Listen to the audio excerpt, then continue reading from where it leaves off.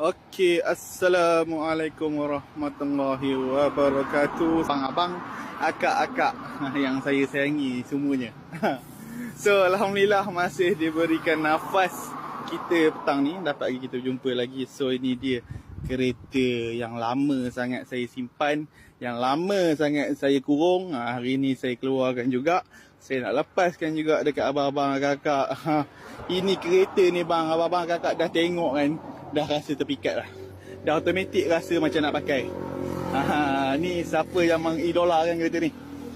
So inilah dia Satria GTI Original 1.8 1.8 keluaran Proton tahun 2000 Memang cantik, memang mercik bang.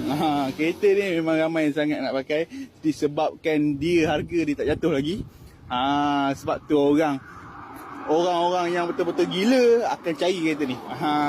So abang-abang kakak, sebelum saya teruskan review saya dekat Satria GTI ni, minta share dulu, minta follow dulu, minta like sikit boleh. So tengok video saya sampai habis. Tengok betul-betul, faham betul-betul, dengar betul-betul. Nanti ada yang cakap dengan saya tak bagi tahu tempat, tak bagi tahu harga. So dengar betul-betul, dengar dengan lebih jelas. So ini Satria GTI tahun 2000 tahun 2000. Boleh tengok pada bahagian luar dia Satria GTI ni memang full original lagi bang. Saya tak ada usik apa-apa lagi. Kereta ni memang tak ada usik apa-apa, cuma enjin lah adalah ubah sikit chassis warna ni, ubah colour saja. Tapi stay dalam keadaan original. Abang boleh tengok luar dia full body kit GTI bang. Ini body kit original bang, tak ada ubah apa-apa. Rim pun rim original GTI. Boleh disiapkan dengan emblem GTI Tayar 90% lagi. Tengok pada bahagian tepi dia, dia punya lining dia semua komplit GTI side skirting semua original.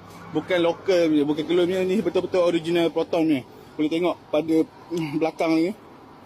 Semuanya masih lagi dalam keadaan cantik, sempurna.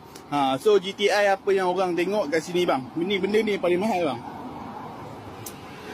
4 emblem ni, Satria GTI 16 Lotus 6 ni saja pun dah ratus bang orang jual bang. Ratus ringgit lah.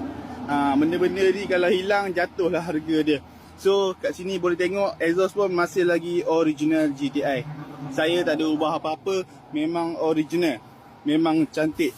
Spoiler pun masih lagi kekal original. Ini spoiler original GTI Boleh tengok ni dia punya antena pun original, dia punya pemancuk air pun masih still ada. Ini adalah color original, bukan color saya repaint, adalah body asal daripada keluaran Proton, keluaran kilang.